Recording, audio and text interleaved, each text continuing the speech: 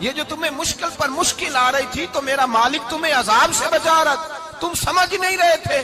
حضرت لقمان نے بیٹے کی طرف دیکھا تو بیٹے کہنے لگے ابا جی بات بالکل سچی ہے، افضل الذکر لا الہ الا لا الہ الا، اور پھر پڑھنے لگے حسبنا اللہ و نعم الوکیل نعم المولا و نعم النصیر۔ یہ ورد ہونے لگے۔ بھائی جب تجھے مشکل آتی ہے، آزمائش آتی ہے، تو اس وقت سمجھتا ہے پتہ نہیں میرے ساتھ کیا بننے لگا ہے۔ اللہ تبارک و تعالیٰ چھوٹی مشکل دے کے تجھے بڑی سے محفوظ رکھتا ہے، چھوٹی بیماری دے کے تجھے بڑی سے محفوظ رکھتا ہے۔ بلکہ میں ایک دفعہ ایک تکلیف میں، ایک آزمائش میں مبتلا ہو گیا، تو میں نے اپنے حضرت سے کہا کہ حضور سارے دکھ کٹھے ہی آ گئے، کیا کیا جائے؟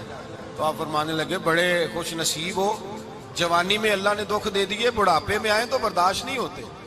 یہ تو بڑے وقت پہ آ گئے، شکر ادا کرنا چاہیے، اس زمانے میں برداشت نہیں ہوتے، اب آسانی ہے، ان کو برداشت کرو، ہمت کرو۔ میرے بھائی یاد رکھیں، آزمائشیں، تکلیفیں آپ کو بڑا کرنے کے لیے آتی ہیں۔ ہم آزمائش کو برا جانتے ہیں، دکھ کو برا جانتے ہیں، دکھ تو بڑے پیارے ہوتے ہیں، یہ رونے کا سلیقہ سکھاتے ہیں، یہ اللہ کو منانے کا طریقہ سکھاتے ہیں، یہ مسجد میں جانے کا۔ وہ جو سکھی بندہ ہے نا، سکھی،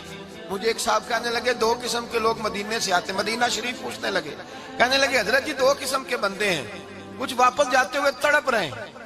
کچھ تصویریں کھینچ رہے ہیں رخصتی کے وقت، فرق کیا ہے؟ تو میں نے کہا وہ جو تصویریں کھینچ رہا ہے وہ امیر آدمی ہے، اسے پتا ہے کہ میں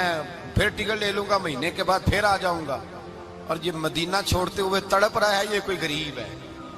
یہ کہہ رہا ہے پتہ نہیں دوبارہ موقع ملے کہ نہ ملے، یہ دکھی ہے، یہ آزمائش میں۔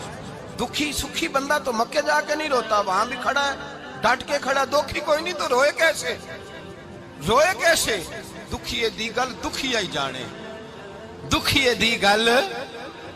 کیا خوبصورت لفظ ہے میاں صاحب کی، اور لفظوں میں حسن دیکھے، کہنے لگے دکھیے دی گل اے دکھیا ہی جانے، تے سکھیے نو کی خبراں، تے یار جنہاں دے موت نے مارے روندے نہیں تک تک قبراں۔ یہ مشکل مرحلہ ہوتا ہے، جب انسان تکلیف میں ہوتا ہے پھر اسے احساس ہوتا ہے، اور تکلیف والے کو ہی تکلیف والے کی تکلیف کا احساس ہوتا ہے۔ جب آپ کو اللہ مشکل دیتا ہے تو سمجھ لیں رب آسانی دینا چاہ رہا ہے، جب تیز دھوپ آتی ہے تو سمجھ لیں اللہ گرم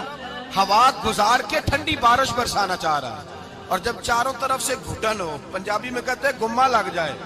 تو پھر سارے بول کے کہتے ہیں اب جو طوفان آئے گا وہ سخت ہی آئے گا، اس لیے کہ گھٹن جتنی زیادہ ہوتی ہے پھر فضل بھی اتنا۔ حضرت نوح علیہ السلام کی قوم کو حضرت نوح علیہ السلام نے 1500 سال سمجھایا ہے، 15